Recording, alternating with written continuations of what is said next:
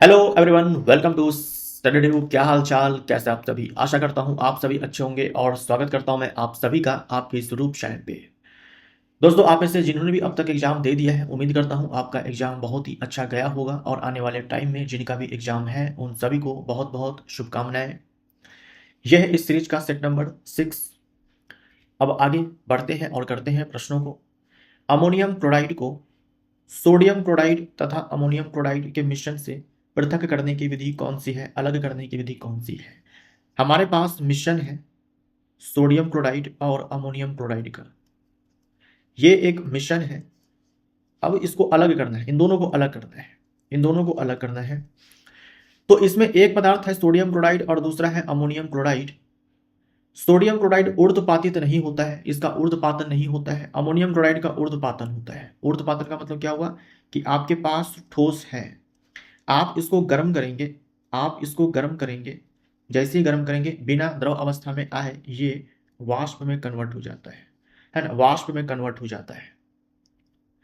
तो जैसे ही आप अमोनियम क्लोराइड को, सोडियम क्लोराइड और अमोनियम क्लोराइड दोनों का मिश्रण है, पाउडर है, मान लो दोनों मिश्रित है, आप उस पूरे मिश्रण को गर्म करो। जैसे ही आप गर्म करेंगे जो अमोनियम क्लोराइड ठोस है वो वाष्प में कन्वर्ट हो जाएगा।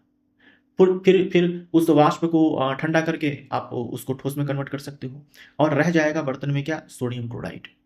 तो ऊर्ध्वपातन हमारा राइट आंसर हो जाएगा। इस प्रक्रिया को क्या कहते हैं? इस प्रक्रिया को दोस्तों हम लोग कहते हैं ऊर्ध्वपातन। इस प्रक्रिया को हम लोग ऊर्ध्वपातन कहते हैं, सब्लिमेशन कहते हैं। इंग्लिश में क्या बोलेंगे? सब्लिमेशन बोलेंगे।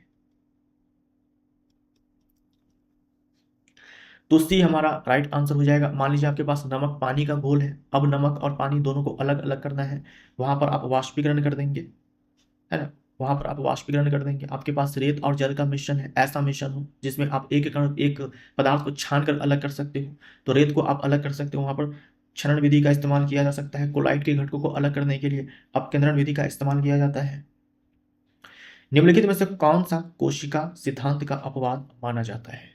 कोशिका सिद्धांत के 3 अपवाद। कोशिका सिद्धांत कहता है कि सारे के सारे जीव कोशिकाओं से बने होते हैं, लेकिन 3 ऐसे कारक हैं जो कोशिका सिद्धांत के अपवाद कहे जाते हैं, क्योंकि कोशिका जैसी संरचना उसमें नहीं है, हम उसे कोशिका मानते ही नहीं है ना। हम उसे सजीव भी नहीं मानते हैं और निर्जीव भी नहीं मानते हैं, उनके बीच की कड़ी मानते हैं।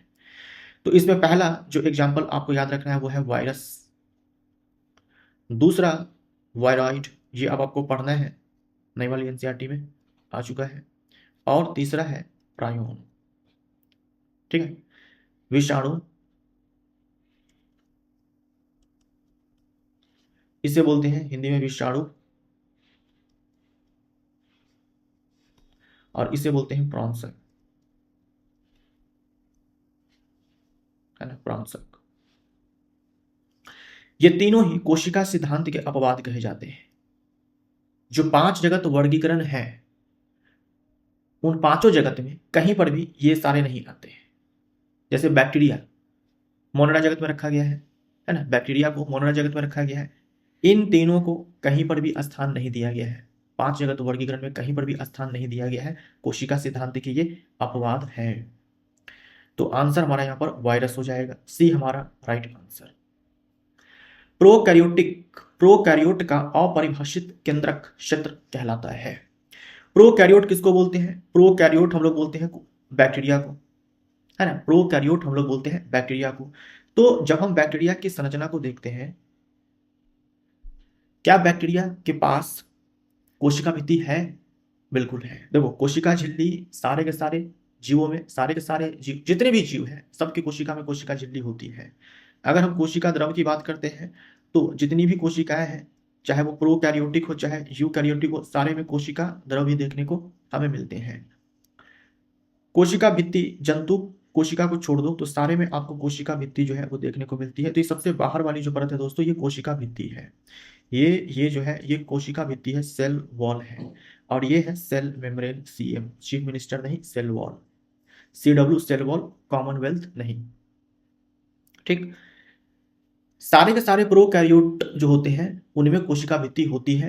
अपवाद आप बोल सकते हो यहाँ पर, अपवाद के तौर पर आप यहाँ पर ले सकते हो माइकोप्लाज्म। माइकोप्लाज्मा के पास कोशिका भित्ति नहीं है, लेकिन है ये प्रोकैरियोट। ये अपवाद है माइकोप्लाज्मा, राइट।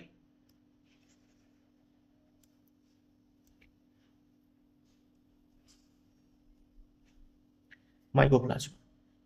अब जो बैक्टीरिया होते हैं, आप इसको जीवाणु बोल दो या फिर आप इसको क्या बोल दो, ये बैक्टीरियम सेल है ना। बैक्टीरियम सिंगुलर वर्ड है, बैक्टीरिया प्लूरल वर्ड होता है। ये मैंने एक बैक्टीरियम बनाया है, क्या इसके पास सुस्पष्ट केंद्रक होता है? बैक्टीरिया के पास या फिर जो प्रोकैरियोट हम बोलते हैं उनके पास नहीं होता है। उनके पास सुस्पष्ट केंद्रक नहीं होता है। जो उनका आनुवंशिक पदार्थ होता है, यानी जो डीएनए होता है, वो नाभिक में नग्न अवस्था में यूं ही पड़ा रहता है। नग्न अवस्था में ऐसे ही पड़ा रहता है। ये इसका जेनेटिक मटेरियल ऐसे ही पड़ा रहेगा कोशिका द्रव में। इसके चारों ओर कोई केंद्रक झिल्ली नहीं पाई जाती है। ये जो दोस्तों पूरा का पूरा रीजन है जहां पर इसका आनुवंशिक पदार्थ पड़ा हुआ है, इसे कहा जाता है केंद्रकाव। डी हमारा राइट आंसर हो जाएगा, है ना। अंग्रेजी में इसको बोलते हैं न्यूक्लियोइड। अंग्रेजी में इसे बोलते हैं न्यूक्लियोइड, हिंदी में इसी को बोलते हैं केंद्रकाव। हिंदी में इसी को क्या बोलते हैं? केंद्रकाव बोलते हैं। अच्छा, क्या बैक्टीरियम के पास, क्या प्रोकैरियोट के पास कोई कोशिकांग होता है, झिल्ली युक्त कोशिकांग होता है? कोई झिल्ली युक्त कोशिकांग नहीं होता है। कोशिकांग के नाम पर इसके पास आपको केवल और केवल मिलेगा राइबोसोम। ये राइबोसोम है, ये राइबोसोम है। कोई भी कोशिकांग नहीं, गोल्जी उपकरण नहीं, माइटोकॉन्ड्रिया नहीं, एंडोप्लाज्मिक रेटिकुलम नहीं, झिल्ली वाला केंद्रक नहीं, लाइसोसोम नहीं, नहीं मिलेगा आपको। केवल और केवल आपको मिलेगा राइबोसोम। केवल और केवल आपको राइबोसोम मिलेगा। अच्छा, राइबोसोम भी कौन सा मिलता है? 70S। आप चाहो तो याद रख सकते हो, क्योंकि अब आपको पढ़ना है कि भाई राइबोसोम जो है उप इकाइयों से बना होता है। तो इनके दो उप इकाई, जो बड़ी वाली उप इकाई है वो है 50S, और छोटी वाली उप इकाई जो है वो है 30S। ये भी आप चाहो तो याद रख सकते हो। जो माइटोकॉन्ड्रिया होता है यूकैरियोट के अंदर, है ना, प्लास्टिड होता है, लवक होता है, उनमें उनमें भी 70S राइबोसोम ही पाया जाता है। ये सारी बातें जो है आप ध्यान में रखो। डी हमारा राइट आंसर हो जाएगा। इस प्रश्न का उत्तर क्या हो जाएगा? डी। और ये जो केंद्रक है ये हमें यूकैरियोटिक कोशिका के अंदर देखने को मिलता है, याद रखिएगा। प्रोकैरियोटिक कोशिका के अंदर हमें केंद्रक नहीं केंद्रकाव देखने को मिलता है। केंद्रकाव क्या है? वो क्षेत्र है, वो स्थान है जहां पर आनुवंशिक पदार्थ पाया जाता है। ये क्या है? ये आनुवंशिक पदार्थ है, ये डीएनए है, आनुवंशिक पदार्थ है। एक परमाणु के लिए निम्नलिखित में से कौन सा कथन सत्य नहीं है? एटम के लिए, परमाणु के लिए, परमाणु स्वतंत्र अस्तित्व में नहीं रह पाते हैं, ये कहना गलत हो जाएगा। देखो, अधिकांश परमाणु के लिए सही है कि अधिकांश परमाणु जो है वो अस्तित्व में स्वतंत्र नहीं रह सकते, अकेले नहीं रह सकते हैं। लेकिन ऐसा नहीं है कि कोई भी परमाणु अकेले नहीं रह सकता है। कई सारे परमाणु हैं जो अकेले रह सकते हैं, जैसे कि हीलियम है, जैसे कि नियॉन है, जैसे कि आर्गन है, क्रिप्टन है, जेनॉन है, रेडॉन है। ये सब के सब जो है अकेले रह सकते हैं। ये सब के सब मोनो एटॉमिक होते हैं। ये सब के सब कैसे होते हैं? मोनो एटॉमिक होते हैं। ये सब के सब मोनो एटॉमिक होते हैं, यानी कि एक परमाणु अणु होते हैं ये सब। परमाणु मूल इकाइयां हैं जिनसे अणुओं और आयनों का निर्माण होता है। ये तो सही है, ये तो सही है। आप किसी अणु को देख लो, है ना, आप किसी अणु को देख लीजिए। जैसे मैंने कह दिया ये जल का एक अणु है, किससे बना हुआ है? परमाणु से। हाइड्रोजन के 2 परमाणु और ऑक्सीजन का 1 परमाणु। जैसे देखो, ये अपने आप में एक आयन है, सल्फेट आयन। किससे बना हुआ है? परमाणुओं का समूह है जिसके ऊपर एक चार्ज दिख रहा है हमें।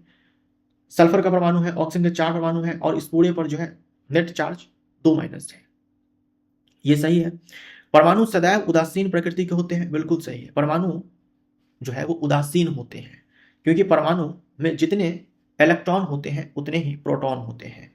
परमाणु में जितने इलेक्ट्रॉन होते हैं उतने ही प्रोटॉन होते हैं संख्या में, इसीलिए इलेक्ट्रिकली न्यूट्रल होते हैं। ऐसा तो जे थॉमसन ने भी कहा था।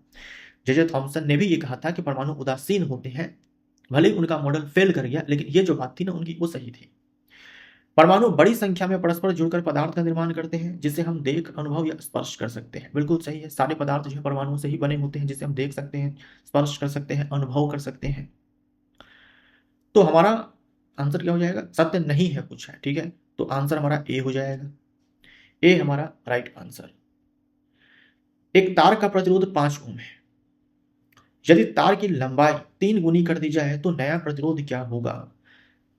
प्रतिरोध समानुपाती होता है जो लंबाई होता है उसके, है ना। तो अगर आप लंबाई को 3 गुना करोगे तो प्रतिरोध भी 3 गुना ही हो जाएगा। तो पहले प्रतिरोध 5 ओम है, अब इसको 3 गुना कर दो, 15 ओम हो जाएगा। तो आंसर हमारा सी हो जाएगा। ऐच्छिक पेशी पाई जाती है। ऐच्छिक पेशी वो पेशियां होती है जिनमें हम अपनी इच्छा अनुसार गति करा सकते हैं, जिनमें अपनी इच्छा अनुसार गति करा सकते हैं। तो ऐच्छिक पेशी यानी कि वॉलेंट्री मसल, है ना, वॉलेंट्री मसल। वॉलेंट्री मसल इसी को हम लोग क्या बोलते हैं? स्केलेटल मसल बोल देते हैं,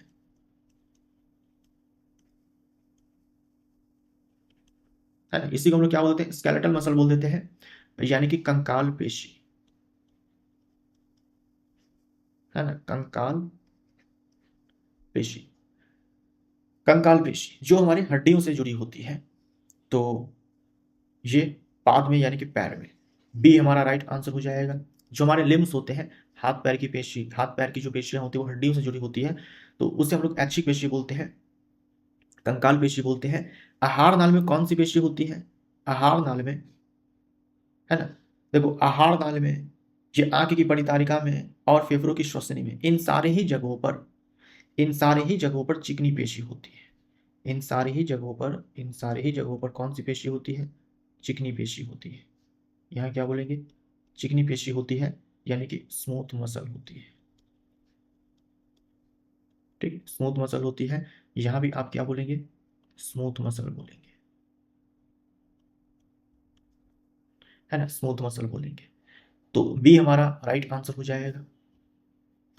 परमाणु मॉडलों का समय के साथ सुधार होता रहा है।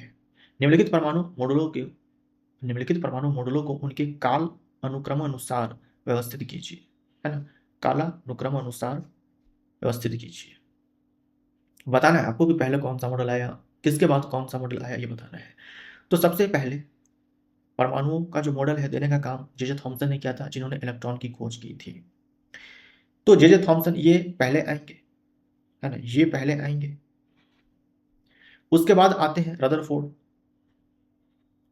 और फिर इनमें इनके रदरफोर्ड के मॉडल में सुधार करते हैं नील्स बोर। तो 2 पहले आएगा, 2 के बाद आएगा 1, 2 के बाद 1 होना चाहिए। सी हमारा राइट आंसर हो जाएगा, सी राइट आंसर। किसी विद्युत धारावाही सीधी लंबी परिनालिका के भीतर चुंबकीय क्षेत्र, है ना। तो देखो परिनालिका किसको बोलते हैं? आपके पास एक तार है, आप इसको ऐसे लपेट दो, ये परिनालिका है। उसके बाद आप क्या करो? इसमें धारा प्रवाहित करवा दो, धारा प्रवाहित करवा दो, तो अब ये धारावाही परिनालिका है। धारावाही परिनालिका जो है वो क्षण चुंबक के जैसे ही व्यवहार करती है। धारावाही परिनालिका के भीतर अगर आप चुंबकीय क्षेत्र रेखाओं की बात करेंगे तो सीधी होती है, समदूरस्थ होती है, समानांतर होती है, जो ये बताती है कि धारावाही परिनालिका के भीतर चुंबकीय क्षेत्र एक समान है ना, चुंबकीय क्षेत्र एक समान है, तो सभी बिंदुओं पर एक समान होता है। डी हमारा राइट आंसर हो जाएगा। किसी विद्युत धारावाही सीधी लंबी परिनालिका के भीतर चुंबकीय क्षेत्र किसी भी बिंदु पर एक समान होता है। ऐसा नहीं कि कहीं पर ज्यादा होगा कहीं पर कम होगा, ये नहीं होगा, हर बिंदु पर एक समान। पैरामीशिया में भोजन ग्रहण करने की प्रक्रिया कहां से होती है? जैसे अगर हम अमीबा को देखते हैं, ये अमीबा है, ये अमीबा है, ठीक। अगर अमीबा को दिखेगा कि भोजन यहां पर है तो यहीं पर सीरोपोडिया बना करके यहां से भोजन को ग्रहण कर लेगा। अगर अमीबा को दिखेगा कि भाई भोजन यहां पर है तो यहां पर सीरोपोडिया बनाएगा, कूटपाद बनाएगा और भोजन को ग्रहण कर लेगा। अगर यहां पर दिखेगा तो यहीं पर सीरोपोडिया बना लेगा। तो अमीबा पूरे शरीर के सतह से भोजन को ग्रहण कर सकता है, पूरे शरीर के सतह से भोजन को ग्रहण कर सकता है, लेकिन ये पैरामीशियम में नहीं है। अमीबा की अगर बात करते हैं तो ये जो अमीबा है ये भी आपको मिलेगा प्रोटिस्टा जगत के अंदर, और पैरामीशियम भी प्रोटिस्टा जगत का ही सदस्य है, मेंबर है। लेकिन दोनों में अंतर क्या है कि अमीबा पूरे शरीर के सतह से कहीं से भी भोजन को ग्रहण कर सकता है, अपनी बॉडी में ले सकता है। पैरामीशियम में ऐसा नहीं है। पैरामीशियम में भोजन ग्रहण करने का एक निश्चित स्थान है। भाई हम लोगों के अंदर भी भोजन यहीं से ग्रहण करेंगे, किसी भी क्षेत्र से थोड़ी घुसा लेंगे खाना को, है ना। ठीक वैसे ही पैरामीशियम में क्या है कि भोजन ग्रहण करने का एक निश्चित स्थान है। अगर भोजन वहां पर नहीं है, उससे दूर है, तो पहले धक्का मार मार करके सीरिया की मदद से भोजन को उस स्थान तक लाया जाता है। तो एक निश्चित स्थान से भोजन ग्रहण किया जाता है पैरामीशियम के केस में, और ये आप बोल सकते हो अमीबा के केस में, है ना। ये होता है अमीबा के केस में। अमीबा के केस में ये काम होगा। निम्नलिखित में से कौन सा या कौन से ऊष्माशोषी प्रक्रम है? सल्फ्यूरिक अम्ल का तनुकरण। अम्ल का तनुकरण का मतलब क्या होता है कि आप क्या करेंगे, आप पहले पानी लेंगे और उसमें जो है बूंद बूंद करके अम्ल डालेंगे, यानी कि अम्ल को कमजोर करना है। तो ये अपने आप में ऊष्माशोषी प्रक्रम नहीं है, ऊष्माक्षेपी है। ये ऊष्माक्षेपी है, ठीक है, ऊष्माक्षेपी है, यानी कि एक्सोथर्मिक है, यानी कि एक्सोथर्मिक है। यहां पर ऊष्मा का उत्सर्जन होता है, ऊष्मा का उत्सर्जन होता है, राइट। शुष्क बर्फ का ऊर्ध्वपातन। आपके पास ठोस कार्बन डाइऑक्साइड है, वो गैस में, कोई भी ठोस जो है दोस्तों गैस में कब कन्वर्ट होती है, कोई भी ठोस भाप में कब कन्वर्ट होती है? जब वो ऊष्मा को अवशोषित करता है। कोई भी ठोस भाप में या फिर गैस में तभी कन्वर्ट होता है जब वो कुछ ऊष्मा को अवशोषित करता है, जब कुछ ऊर्जा को अवशोषित करता है, तभी जाकर के वो ऐसा करेगा। तो जहां ऊष्मा का अवशोषण हो उसी को हम लोग ऊष्माशोषी बोलते हैं, एंडोथर्मिक बोलते हैं। तो ये अपने आप में ऊष्माशोषी है।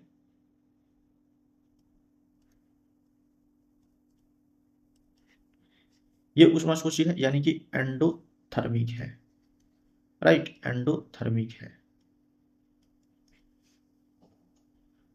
उसके बाद देखो जलवाष्प का संघनन। जलवाष्प का संघनन यानी आपके पास क्या है कि द्रव है, आपके पास द्रव है, गलत हो जाएगा, द्रव नहीं, आपके पास भाप है या फिर गैस है ना। ये द्रव में कन्वर्ट होगा। एक गैस द्रव में कब कन्वर्ट होता है? जब जब वो ठंडा होता है, यानी कि जब कुछ ऊष्मा को वो निकालता है ना, जब वो कुछ ऊष्मा को निकालेगा। भाई वाष्प से कुछ ऊर्जा का ह्रास होगा, तभी जाकर के वो द्रव में कन्वर्ट होगा। कोई पदार्थ ठंडा कब होता है? जब वहां से ऊष्मा निकलती है, जब वहां से ऊष्मा जो है निकलती है, तो यहां से क्या होगा कि ऊष्मा की हानि होगी, ऊष्मा की हानि होगी। यहाँ पर ऊष्मा की जो है हानि होगी, ऊष्मा की हानि होगी। तो ये अपने आप में ऊष्मा की हानि हो रही है, ऊष्मा जो है निकलती है, तो एक्सोथर्मिक है, ठीक है, ये एक्सोथर्मिक है। यानी कि ये नहीं, ये एक्सोथर्मिक आंसर नहीं होगा, एक्सोथर्मिक आंसर नहीं होगा, ये ठीक है। जल का वाष्पीकरण, जल का वाष्पीकरण यानी ठीक इसके उल्टा, द्रव है, इसको भाप में कन्वर्ट करना है, तो यहां पर तो ऊष्मा जो है देनी पड़ेगी ना, यहां पर तो ऊष्मा देनी पड़ेगी, यानी द्रव ऊष्मा को अवशोषित करेगा, तब जाकर के वो वाष्प में कन्वर्ट होगा, तब जाकर के वो वाष्प में कन्वर्ट होगा। तो ये अपने आप में हो जाएगा एंडोथर्मिक, है ना, एंडोथर्मिक। तो 2 और 4, डी ऑप्शन राइट आंसर हो जाएगा। एक गोलीय दर्पण द्वारा उत्पन्न आवर्धन -0.5 है। दर्पण द्वारा निर्मित प्रतिबिंब कैसा होगा? आवर्धन -0.5 है। यहां पर देखो तो जो आवर्धन है वो है ऋणात्मक, जो बताएगा कि प्रतिबिंब उल्टा है। अगर धनात्मक होता तो प्रतिबिंब सीधा है, उल्टा है। अगर धनात्मक होता तो प्रतिबिंब सीधा है, लेकिन यहां पर ऋणात्मक है, यानी कि प्रतिबिंब जो है उल्टा है। उल्टा प्रतिबिंब है तो सीधा वाले को काट दो। उसके बाद जो आवर्धन का परिमाण है, चिन्ह हटा करके आप देखो, आप चिन्ह हटा कर देखो, ये मैंने मॉड लगा दिया है, चिन्ह हटा करके देखो तो इसका मान कितना है? 0.5 है, यानी ये मान जो है 1 से छोटा है ना, 1 से छोटा है। ये जो मान है 1 से छोटा है। अगर 1 से छोटा है इसका मतलब कि जो प्रतिबिंब है वस्तु से छोटा है ना। तो ये बड़ा वाला ऑप्शन हमारा एलिमिनेट हो जाएगा, ए हमारा राइट आंसर हो जाएगा। धमनियों का वर्णन करने के लिए सही कथन चुनिए। धमनी, शिरा, धमनी और केशिका, 3 प्रकार की जो है रक्त वाहिनी है हमारे शरीर के अंदर। धमनी की अगर बात करते हैं, धमनी की जो भित्ति होती है वो मोटी होती है शिरा की तुलना में। शिरा की तुलना में धमनी की भित्ति मोटी होती है। कारण ये होता है कि जो हमारा हृदय ब्लड को पंप करता है एक फोर्स के साथ, वो धमनी में ही करता है। तो अगर धमनी मान लो पतली अगर होगी, फट सकती है, ठीक है ना। क्योंकि जब फोर्स के साथ ब्लड को पंप किया जाएगा धमनी में, तो ये धमनी जो है ये फट सकती है। इसीलिए धमनी की दीवार जो है वो मोटी होती है, और सिर्फ मोटी ही नहीं होती, इलास्टिक भी होती है, थोड़ी लचीली भी होती है, ताकि थोड़ा प्रेशर को जो है वो झेल पाए, ठीक है। तो इनकी भित्तियां मोटी और प्रत्यास्थ होती है, सही है। इनमें रुधिर उच्च दाब के साथ बहता है, ये भी सही है। रीजन ये है कि ब्लड जो है ब्लड जो है पंप किया जाता है हार्ट के द्वारा जो है धमनी में ही, इसीलिए इसकी दीवारों पर जो है ज्यादा दाब लगता है, तो उच्च रक्तदाब होता है। भित्तियां मोटी होती है, सही है। प्रत्यास्थ होती है, सही है। रुधिर उच्च दाब के साथ बहता है, सही है। ये विभिन्न अंगों से रुधिर एकत्रित करके वापस हृदय में पहुंचाती है, गलत हो जाएगा। धमनी की अगर बात करते हैं, है ना, ये जो धमनियां होती है, आर्टरी जो होती है, ये हमारे बॉडी पार्ट से ब्लड को हार्ट में लेकर के आने का काम करती है, ठीक है। कौन? धमनी, आर्टरी। यहां बोल रखा है कि हार्ट से, माफ करिएगा मैंने उल्टा लिख दिया है, हमारे हार्ट से ब्लड को बॉडी पार्ट में भेजने का काम जो है आर्टरी के थ्रू होता है। यहां पर उल्टा बोल रखा है, ये काम बोल रखा है, ये काम वेन्स करती है, ठीक है, शिराएं करती है, धमनी नहीं करती है। इनकी भित्तियां पतली होती है और इनके भीतर कपाट होते हैं, ये शिरा में होता है, धमनी में नहीं होता है। इनमें रुधिर कम दाब के साथ बहता है, शिरा में। ये रुधिर को हृदय से दूर शरीर के विभिन्न भागों तक ले जाती है, ये काम जो है धमनी का है ना। हृदय से शरीर के विभिन्न अंगों तक लेकर जाती है, ये काम धमनी का है। लेकिन इसके अलावा जो पॉइंट्स, जो भी बातें यहाँ पर कही गई है, सब के सब शिरा के लिए सही है। ये ऑप्शन गलत, ये ऑप्शन गलत। इनकी भित्तियां मोटी एवं प्रत्यास्थ होती है, सही है धमनी के लिए। इनमें रुधिर कम दाब के साथ बहता है, गलत हो जाएगा, उच्च दाब के साथ बहता है। इनकी भित्तियां मोटी एवं प्रत्यास्थ होती है, सही है। इनमें रुधिर उच्च दाब के साथ बहता है, सही है। और ये रुधिर को हृदय से दूर शरीर के विभिन्न भागों तक ले जाती है, सही है। तो डी ऑप्शन हमारा सही आंसर हो जाएगा। जब सोडियम सल्फाइड तनु हाइड्रोक्लोरिक अम्ल के साथ अभिक्रिया करता है तो दुर्गंध युक्त गैस उत्पन्न होती है। यह दुर्गंध युक्त गैस डैश है।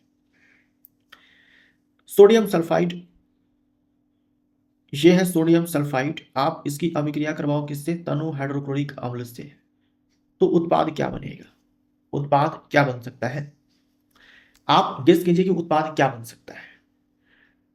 देखो ये सोडियम सल्फाइड है, यहां से सोडियम आयन मिल सकता है, सल्फाइड आयन मिल सकता है। ये हाइड्रोक्लोरिक एसिड है, ये एसिड टूट सकता है।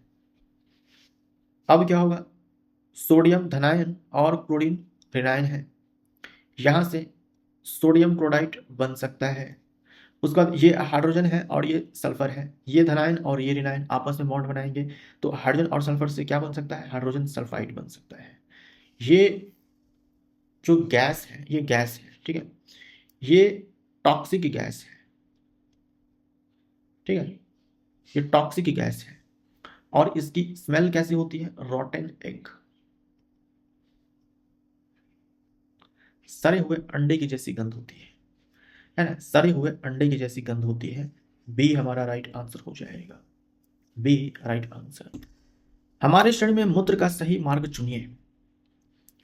मूत्र बनता है किडनी में, फिर किडनी से मूत्र को लेकर के जमा किया जाता है मूत्राशय में, मूत्रवाहिनी के द्वारा, है ना, मूत्रवाहिनी के द्वारा।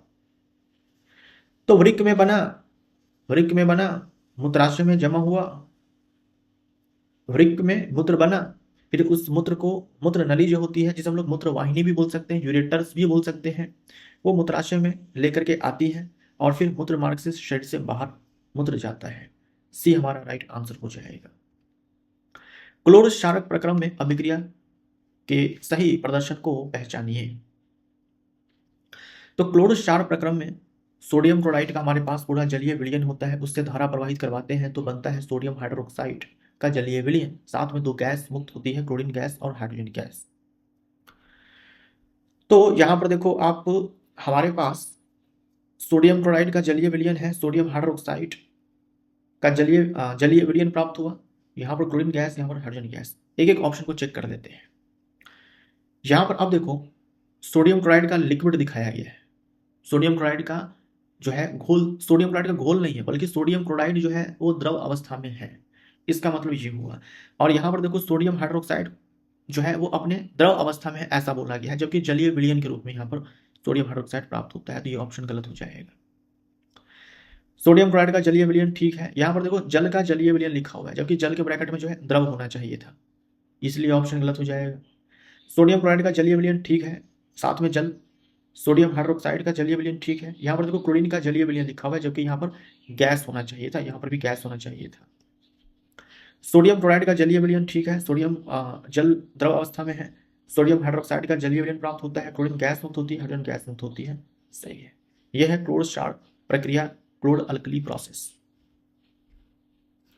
कोई मोटर बोट झील में विराम अवस्था से सरल रेखीय पथ पर 3 मीटर पर सेकंड स्क्वायर की नियत त्वरण से 8 सेकंड तक चलती है। कोई बोट है, मोटर बोट है, पहले विराम अवस्था में मोटर बोट थी, उसके बाद इस त्वरण के साथ 3 मीटर पर सेकंड स्क्वायर त्वरण के साथ जो है पूरे 8 सेकंड के लिए चलती है। इस समय अंतराल में मोटर बोट कितनी दूरी तय करती है, कितनी दूरी जो है वो तय कर ली जाएगी। देखो आपके पास यू है, ए है, टी है और आपसे जो है एस पूछा गया है। तो यहां पर आप लगा सकते हो गति का जो दूसरा समीकरण है, S is equal to u t plus half a t square, ये लगा सकते हो। अब देखो u 0 है तो ये पूरा टर्म ही 0 हो जाएगा, है ना। 0 गुने में 8 लिखेंगे आप, हाफ ए का मान 3 है, समय 8 है, 8 गुने में 8, ये 0 हो जाएगा। हाफ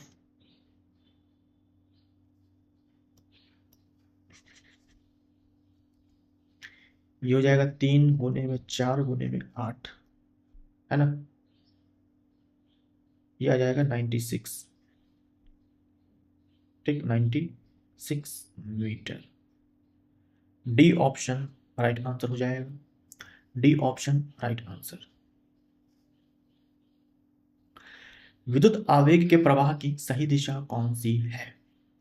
तो सबसे पहले जो डेंड्राइट होता है,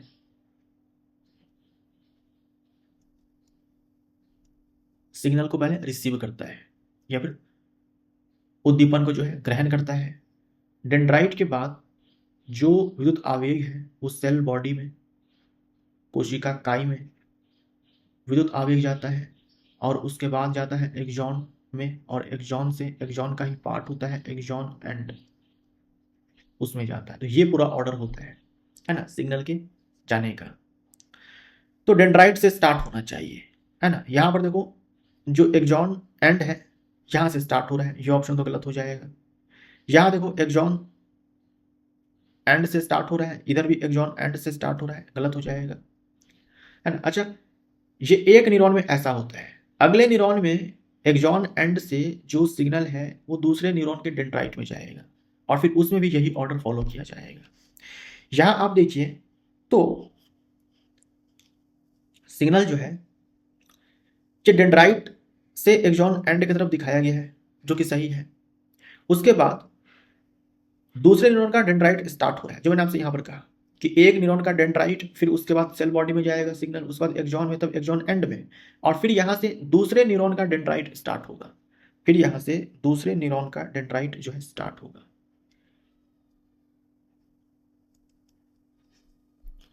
तो जो साइनेप्स बनता है वो एक न्यूरॉन का एक्सॉन एंड होता है और दूसरे न्यूरॉन का वहां पर डेंड्राइट होता है। तो यहां देखो डेंड्राइट से एक्सॉन टर्मिनल की ओर सिग्नल को जाता हुआ दिखाया गया है। उसके बाद दूसरे न्यूरॉन का डेंड्राइट है और फिर उसमें भी यही वाला ऑर्डर फॉलो किया जा रहा है। ये सही है। यहां आप देखो तो इधर से सही दिख रहा है कि डेंड्राइट से होता हुआ एक्सॉन एंड की तरफ, लेकिन यहां पर देखो एक न्यूरॉन के एक्सॉन एंड से दूसरे न्यूरॉन के एक्सॉन एंड में सिग्नल को जाता हुआ दिखाया गया है, जबकि यहां पर क्या होना चाहिए था, डेंड्राइट होना चाहिए था दूसरे न्यूरॉन का। तो ये गलत हो जाएगा, सी ऑप्शन राइट आंसर हो जाएगा। रेल की पटरियों एवं मशीनों के पुर्जों की दरारों को जोड़ने में किस अभिक्रिया का उपयोग किया जाता है? जैसे ये रेल की पटरी है, ठीक। अब यहां पर मान लीजिए क्रैक है, इस क्रैक को भरना है, इस दरार को भरना है, तो यहां पर करवाया जाता है थर्माइट अभिक्रिया। थर्माइट अभिक्रिया, थर्माइट अभिक्रिया में क्या होता है कि बहुत ही ज्यादा ऊष्मा का उत्सर्जन होता है। इतना ज्यादा ऊष्मा का उत्सर्जन होता है कि जो धातु यहां पर प्राप्त होती है वो गलित अवस्था में प्राप्त होती है। जैसे इस वाले केस में खास करके देखो कौन सी अभिक्रिया चलती है, हेमेटाइट लिया जाता है जो कि आयरन का अयस्क है Fe2O3। हेमेटाइट लिया जाता है और अपचायक के रूप में एल्यूमिनियम लिया जाता है। अपचायक के रूप में चलो अवस्था के साथ लिखते हैं,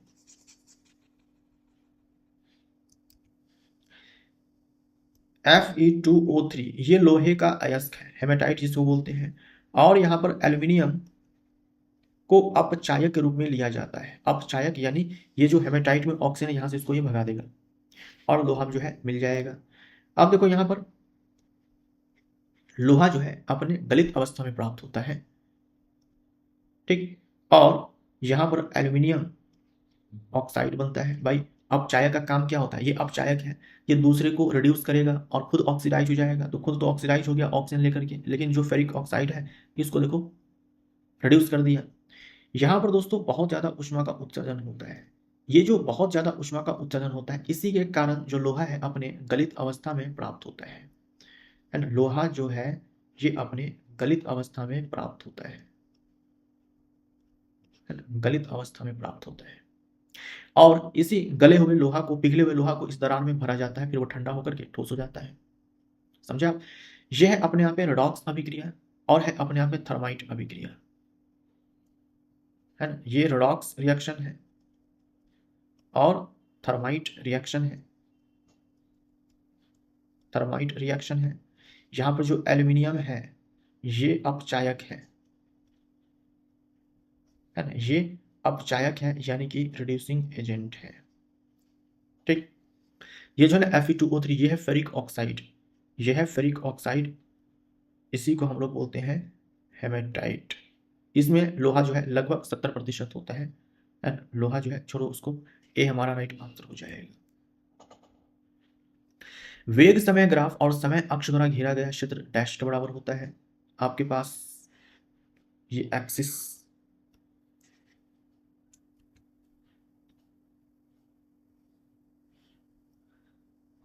यहां पर वेग वाई एक्सिस पे और एक्स एक्सिस पे समय है।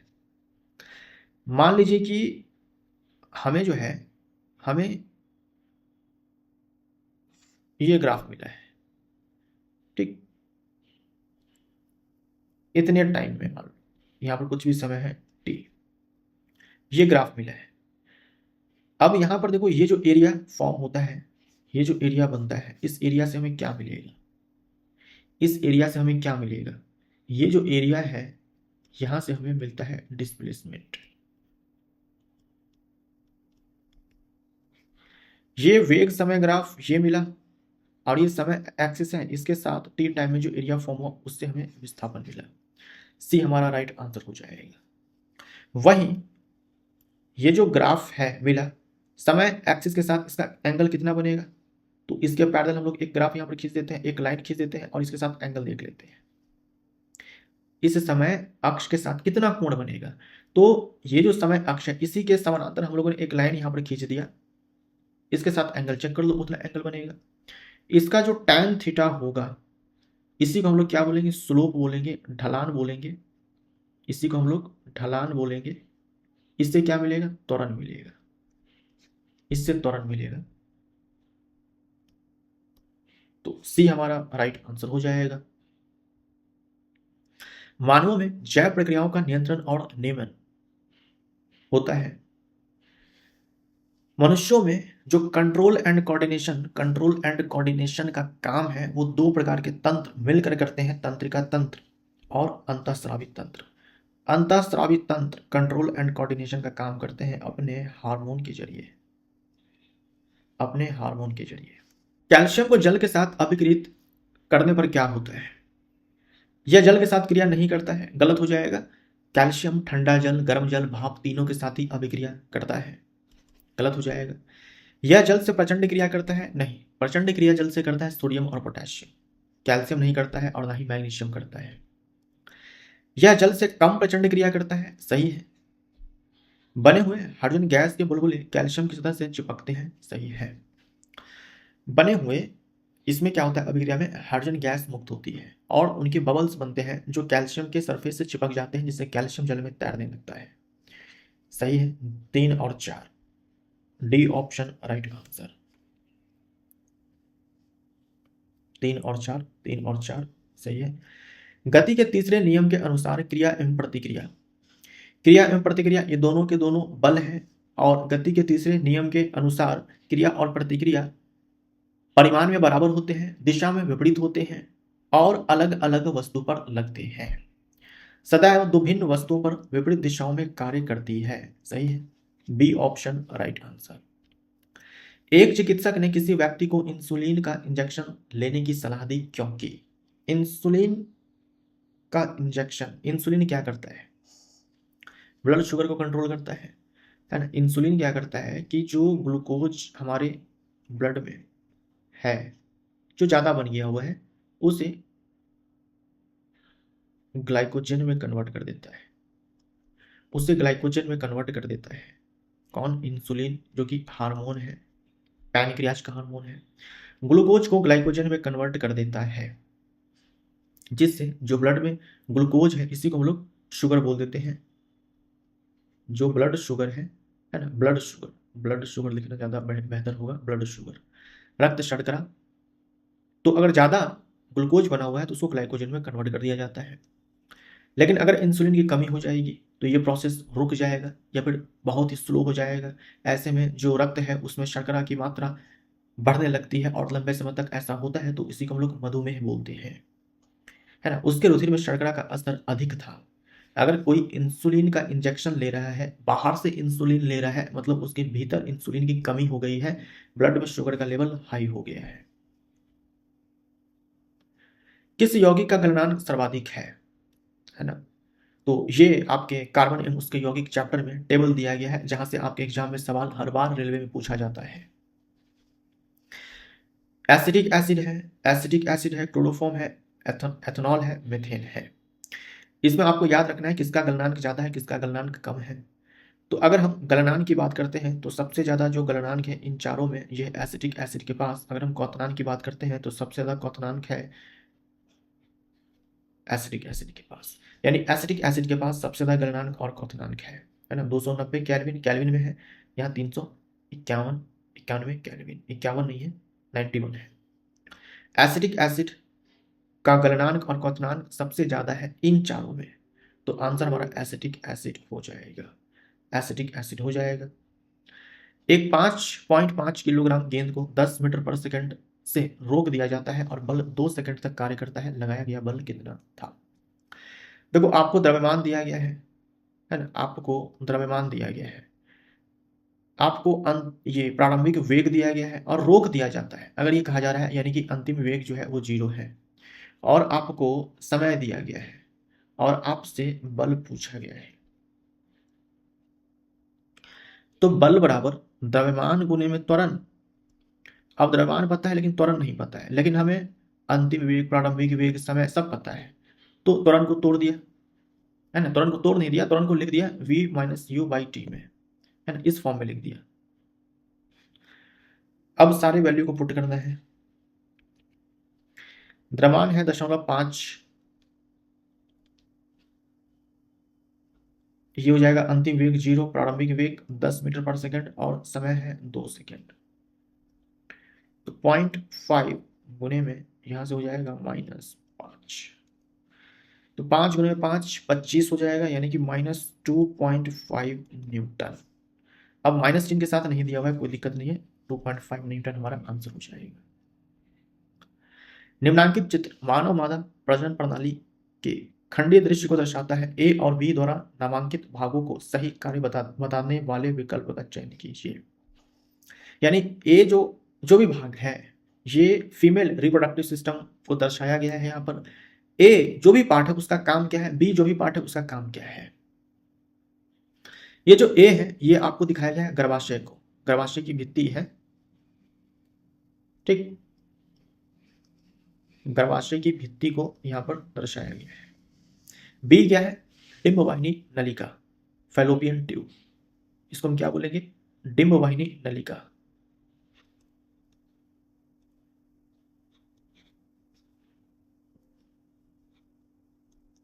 डिंबवाहिनी नलिका, डिंबवाहिनी नलिका में निषेचन की प्रक्रिया होती है, यहीं पर शुक्राणु और अंडाणु का संलयन होता है, ठीक। तो ए अंडाणु का निषेचन सही है। और गर्भाशय की भित्ति में क्या होता है, निषेचन के बाद जो भ्रूण बनता है वो जाकर के प्रत्यारोपित हो जाता है। तो ए अंडाणु का निषेचन सही है, बी भ्रूण का प्रत्यारोपण और विकास डेवलपमेंट। ए हमारा राइट आंसर हो जाएगा। गर्भाशय भित्ति लिखने से बढ़िया है कि वैसे दिखाया गया गर्भाशय भित्ति को है, लेबलिंग जो है गर्भाशय भित्ति की गई है ना। अगर यहां पर ऐसे दिखाया गया होता ए तो हम बोलते गर्भाशय, लेकिन खैर चलो कोई दिक्कत नहीं है, और ये ऑप्शन हमारा सही नहीं होगा। ए में क्या होगा, भ्रूण का प्रत्यारोपण और विकास, और बी में होगा अंडाणु का निषेचन। सी हमारा राइट आंसर हो जाएगा। यहां पर बी है, ये बी है और ये ए है, सी राइट आंसर। अंडाणु का निर्माण, ये देखो अंडाणु का निर्माण इसमें होता है, ये है अंडाशय, ये है अंडाशय, ये है ओवरी, इसमें अंडाणु का निर्माण होता है। अमोनिया के एक अणु में होते हैं। अमोनिया का अगर हम डायग्राम बनाते हैं तो ये अमोनिया का डायग्राम होता है, इसमें सिंगल बॉन्ड 3 होते हैं, केवल एकल बंध। ए हमारा राइट आंसर, कोई भी डबल बॉन्ड या ट्रिपल बॉन्ड नहीं है। कोई लड़की डोरी से बंधे पत्थर को किसी क्षैतिज वृत्ताकार पथ में घुमा रहा है, यदि डोरी टूट जाए तो वह पत्थर, सर्कुलर मोशन हो रहा है। अगर आप डोरी से पत्थर को ऐसे घुमाते हैं तो हॉरिजॉन्टल प्लेन में क्या होता है, पत्थर घूमेगा।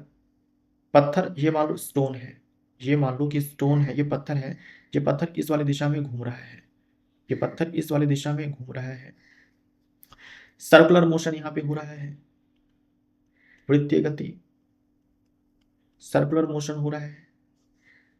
जब पत्थर यहां पर होगा तो यहां पर वेग की दिशा क्या होगी, इसके लिए हम लोग क्या करते हैं कि ऐसे स्पर्श रेखा इस पर खींच देते हैं। जब पत्थर यहां पर होगा तब वेग की दिशा ये, जब पत्थर यहां पर होगा वेग की दिशा ये, है ना। और डोरी से बंधा हुआ है। मान लो उदाहरण के तौर पर मान लीजिए कि इसी वाले बिंदु पर जब पत्थर आता है, ये डोरी जो है टूट जाती है, उस समय यह पत्थर कहाँ जाएगा, इस बिंदु पर जो वेग की दिशा है वहां जाएगा, यानी कि इस वाली दिशा में जो स्पर्श रेखा हमने खींचा है। मान लो आप कि पत्थर जब यहां पर पहुंचता है तब जाकर के डोरी जो है वो टूट जाती है, तो पत्थर कहाँ जाएगा, तो भाई इस वाले बिंदु पर वेग की दिशा किधर है, यहां पर जो स्पर्श रेखा आपने खींचा है उधर है, तो पत्थर इधर की ओर जाएगा, ठीक है। तो जहां पर डोरी टूटती है वहां पर जो वेग की दिशा है पत्थर उधर ही जाएगा। तो वृत्ताकार पथ पर किसी सरल रेखीय स्पर्शी के अनुदिश गति करेगा। सी हमारा राइट आंसर हो जाएगा। एक पुष्प में लैंगिक जनन की परिघटनाओं का सही क्रम निम्नलिखित में से कौन सा है। लैंगिक जनन जब होता है उसमें क्या होता है, पुष्प में सबसे पहले क्या होता है कि परागन होता है, तब जाकर के निषेचन होता है ना, तब जाकर के निषेचन के बाद भ्रूण बनता है, और तब जाकर के फिर नया पौधा जो है उगेगा। तो सबसे पहले परागन होता है, परागकण का वर्तिकाग्र पर स्थानांतरण, उसके बाद निषेचन होता है, परागन के बाद पराग नलिका का निर्माण होता है, फिर जाकर के निषेचन होता है, उसके बाद निषेचन से जो है भ्रूण बनता है किसी भी जीव में, और तब जाकर के यहाँ पर पौधों में नया पौधा बनता है। सी ऑप्शन राइट आंसर हो जाएगा।